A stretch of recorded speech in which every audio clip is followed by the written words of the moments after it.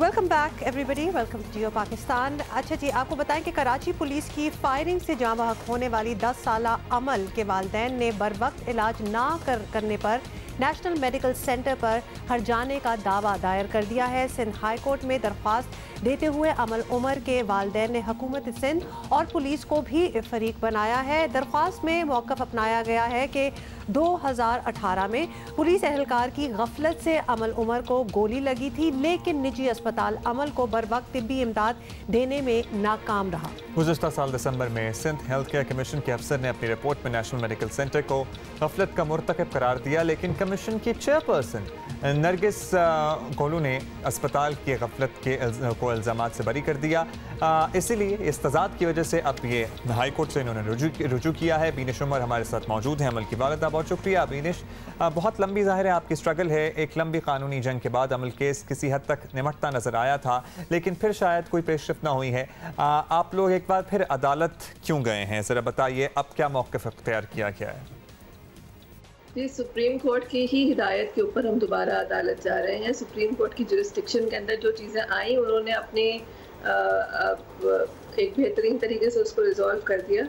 उन्होंने हस्पताल की लायबिलिटी को फॉलो करने के लिए हेल्थ केयर कमीशन को इंस्ट्रक्ट कर दिया, उन पर पेनल्टी भी लगाई, हेल्थ केयर कमीशन ने भी लगाई। पेनल्टी का अमाउंट बहुत ही इनसिग्निफिकेंट है, अमाउंट मैटर नहीं करता, लेकिन उन्होंने ये ज़रूर बोला कि हम अगर इसको अपने तौर पे हाई कोर्ट में फॉलो अप करें तो वो बेहतर रहेगा। और जहाँ तक कि ये सुप्रीम कोर्ट की बात है, तो ये सुओ मोटो नोटिस था, ये हमारी चॉइस नहीं थी, ये हम लोगों ने अपने ओन से नहीं किया था। तो हमें अदालत ने बुलाया था, तो हम वहाँ पेशियाँ दे रहे थे उसके एहतराम में।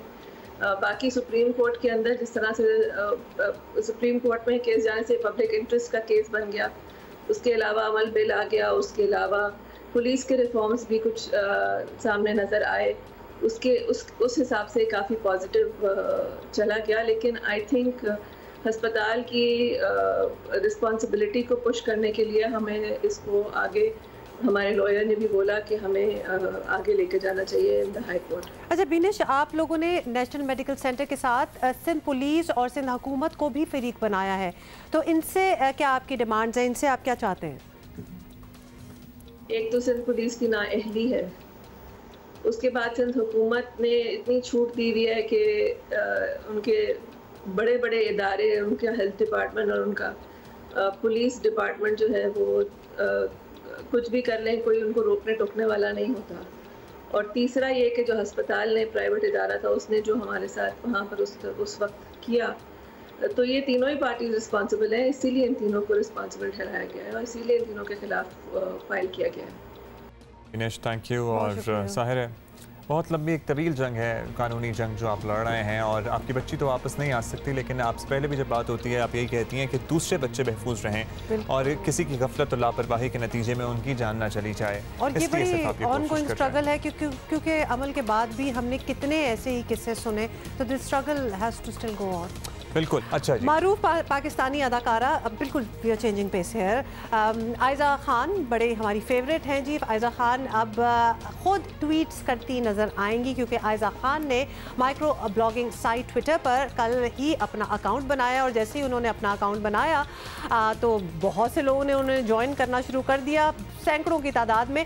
और उनकी पहली ट्वीट जो थी वो आपको पता है ना, हार्ट इमोजी जो होती है, दिल वाली emoji.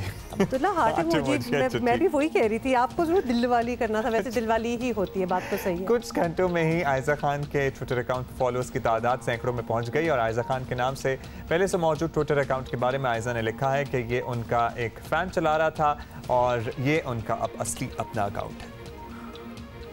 Alright, there you go. So now you can talk to Aiza on Twitter as well.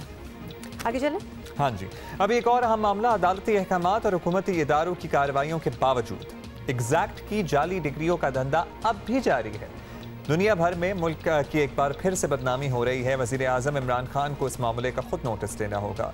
The news अखबार की रिपोर्ट के मुताबिक अमरीकी तहकीकाती इदारे FBI की एक साबिक एजेंट ने वाशिंगटन में पाकिस्तानी सफ़ीर डॉक्टर असद अजीत खान को ख़त लिखकर खबरदार किया कि एग्जैक्ट ने एक बार फिर भरपूर तरीके से जाली डिग्रियाँ और डिप्लोमास फ़रोख्त करने का सिलसिला शुरू कर दिया। इमेजिन और मशरक़ वस्ता में कमोबेश 56% और अफ्रीका में 29% तक काम जो है वो शुरू किया गया है। 5 सफ़हात पर मुश्तमिल ख़त में लिखा है कि एग्जैक्ट बताता है कि इसके जाली स्कॉलर्स अमेरिका में कायम है। ज़रा पूरी डिटेल्स आप चेक कर लें। और अमेरिका के कई पते और फ़ोन नंबर्स जो हैं वो इस्तेमाल किए जाते हैं इन डिग्रीज़ को ऑथेंटिक करने के लिए। और साथ ही अमेरिकी सदारती स्कॉलरशिप का झांसा देकर नए स्टूडेंट्स को राग़िब भी किया जा रहा है। कराची और इस्लामाबाद के कॉल सेंटर्स में एग्जैक्ट के मुलाजमीन की तादाद 900 है जो सब जाली डिग्री का काम कर रहे हैं। और एग्जैक्ट कंपनी के वकील ने इन इल्ज़ामात की तरदीद करते हुए ख़त को नाकाबिले एतबार करार दिया है।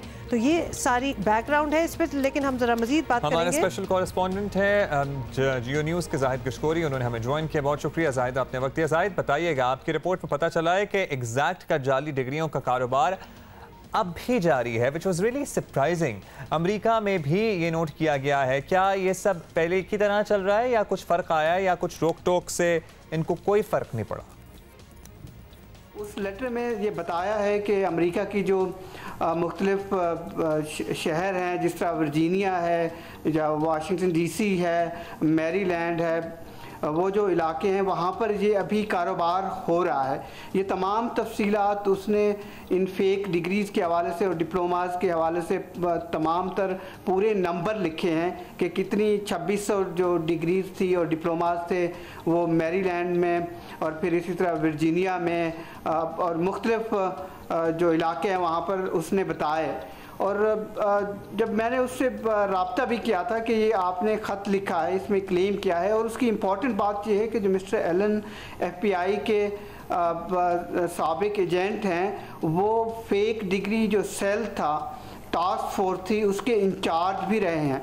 तो इसकी बात में इसलिए एक वज़न नज़र आता है क्योंकि वो इस पे पहले काम करते रहे हैं। यही इन्फॉर्मेशन उसने वहाँ पर दी और फिर तमाम तर इन्फॉर्मेशन जो पाकिस्तानी सफारत खाना है वहाँ पर उसको दी गई कि ये उसी ज़ोर शोर से फेक डिग्रीज़ का कारोबार जारी है जिस तरह पहले ही था।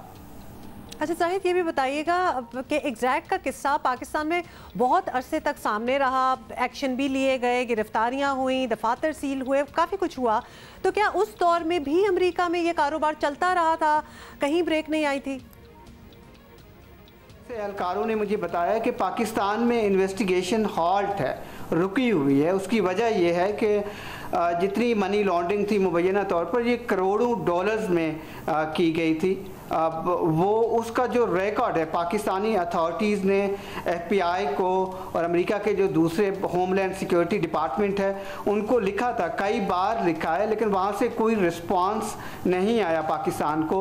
यही एक वजह थी कि तमाम तर जो पैसा था वो अमेरिका में मुख्तलिफ कंपनीज़ और उनके अकाउंट जो वहाँ पर लोकल कुछ लोग थे जुड़े थे इस एग्जैक्ट के साथ, उनके अकाउंट्स में ये सारा पैसा जाता था, फिर पैसा वहाँ से वाइट होके दुबई आता था। तो ये जहाँ तक अदालती इन्वेस्टिगेशन और अदालत में, क्योंकि ये केसेस चल रहे हैं कराची में, इस्लामाबाद में और इस्लामाबाद हाई कोर्ट में, ख़ुद सुप्रीम कोर्ट ऑफ पाकिस्तान में भी ये केस है क्योंकि सुप्रीम कोर्ट ने सो मोटो नोटिस लिया था और उस वक्त के चीफ जस्टिस, मैं वहाँ मौजूद था, उसने ये ऑब्जर्वेशन दी थी कि इसने पाकिस्तान के नाम को बहुत बदनाम किया है। लेकिन क्योंकि अदालतों में जिस तरह आपको मालूम है 5 साल से ये केसेस हैं और 89 से ज़्यादा लोगों के वहाँ पर रिकॉर्ड किए जाने थे, जो स्टेटमेंट थे, बहुत सारे लोग थे जिनको पकड़ा गया था, फिर उनकी ज़मानतें हो गई। तो इस वक्त कोई भी ऐसा मुल्ज़िम नहीं है जो किसी जेल में हो। केसेस चल रहे हैं, जजेस तब्दील होते हैं, लेकिन कोई पेशरफ्त नहीं है अभी तक इस केस के हवाले से। बहुत शुक्रिया जाहिद। और इट्स वेरी अलार्मिंग, अथॉरिटीज़ को इसका नोटिस भी लेना चाहिए क्योंकि पाकिस्तान की बदनामी पूरी दुनिया में होती है इस किस्म के कामों से, ज़ाहिर है। इमेजिन अभी एक और चीज़ से भी बाय द वे आजकल बदनामी हो रही है। आपको पता है ना, कुछ बाहर के स्टार्स हैं जिनका हम ड्रामा एक सीरियल देख रहे हैं, तो लोग पाकिस्तान ही उनके ट्विटर और इंस्टाग्राम अकाउंट्स पे जाके उनको बुरा भला कह रहे हैं, जो कि बड़ी अजीबो खरीब बात है क्योंकि अपेरेंटली शो आपको बड़ा अच्छा लगा। लेकिन आपको वो स्टार्स के पर्सनल लाइफ अपने मुल्क का इमेज इस तरह ना खराब किया कि जे कराची से अपडेट किया है कि गुल प्लाजा हमारी मेरी और हुमा की बड़ी फेवरेट क्या हुआ उसके साथ? मार्केट है, सील हो गई। ठीक है, कर रहे हैं लोग, तो लोग ख्याल करें आप जरा, वरना इस तरह फिर चीज़ें सील होती रहेंगी। अच्छी बात नहीं है, मुनासिब नहीं है। सब चाहते हैं काम करें। ब्रेक लेंगे, ब्रेक के बाद वापस आते हैं।